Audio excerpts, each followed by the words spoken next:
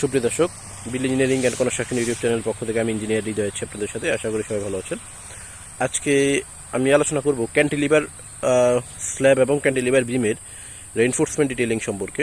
তো এই যে আমার এখানে যেটা দেখতে পাচ্ছেন, এদিকে কিন্তু আর কোনো স্ল্যাব নাই, বিমটা এখানে শেষ। বিম থেকে এই যে এই অংশটা বাড়তি স্ল্যাব, এটা ক্যান্টিলিভার, ঠিক আছে। তো ক্যান্টিলিভারে অনেক সময় আমরা বিভিন্ন সাইটে গিয়ে দেখি, মানে আমাদের ডিজাইন ড্রয়িংয়ে যদিও দেওয়া থাকে যে স্পেসিং বেশি বটমে, কিন্তু অনেকেই বটমে অনেক বেশি রড মানে দিয়ে রাখে।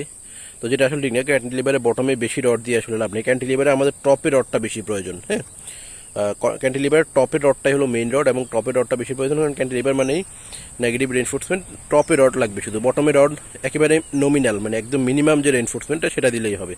তো দেখেন আমাদের এই প্রজেক্টে আমি এটা ডিজাইন করেছি। তো এখানে আমি অনেক এই যে বটমে অনেক বেশি স্পেসিং রড দিয়েছি। দেখেন এই যে এটা একটা, আবার ওই যে ওইখানে আরেকটা, মানে অনেক স্পেসিং, প্রায় 16 ইঞ্চির মতো।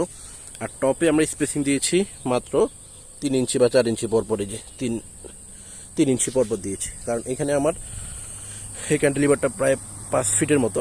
তো এখানে আমার টপের হিসাব নিকাশ করে যেটা আসছে, আমি সে শুধু টপেরটা বেশি দিয়েছি, আর বটমে আমি মিনিমাম রেইনফোর্সমেন্ট দিয়েছি। সেম একই জিনিস ইয়ার ক্ষেত্রেও, ক্যান্টিলিভার বিমের ক্ষেত্রে প্রযোজ্য। এই যে ক্যান্টিলিভার বিমে টপে বেশি রড এবং বটমে আমাদের একেবারেই মিনিমাম সবচেয়ে কম যে রডটা সেটা দিলেই হবে, ঠিক আছে।